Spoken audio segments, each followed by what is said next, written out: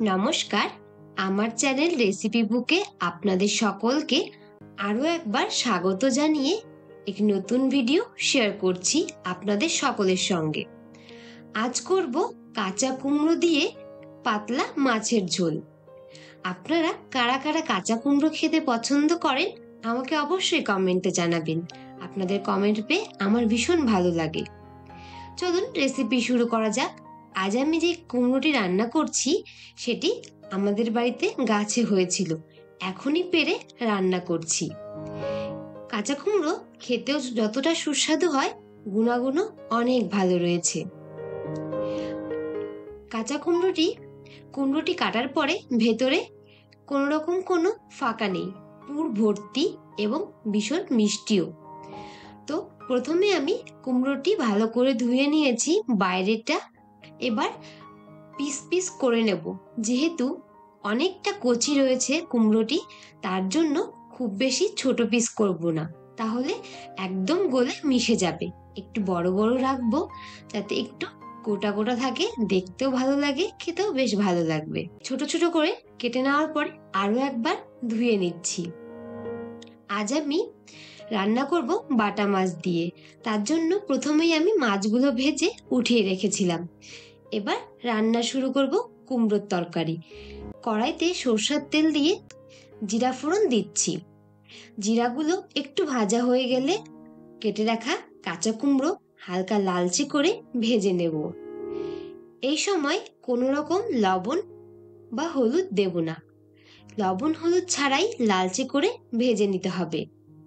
লালচে করে ভাজা হয়ে গেলেই ওপর থেকে স্বাদ মতো লবণ ও হলুদ দিয়ে সামান্য একটু নেড়ে চেড়ে জল দিয়ে দেব। যারা যারা আমার চ্যানেলে নতুন আছেন অবশ্যই চ্যানেলটি সাবস্ক্রাইব করে পাশে থাকবেন ও পাশে থাকা বেল আইকনটি প্রেস করে দেবেন, যাতে এমন সিম্পল রান্নাগুলো সবার আগে আপনাদের কাছে নোটিফিকেশন পৌঁছে যায়। যারা যারা ফেসবুক থেকে দেখছেন অবশ্যই আমার পেজটি ফলো করে আমায় অনেক অনেক সাপোর্ট করবেন।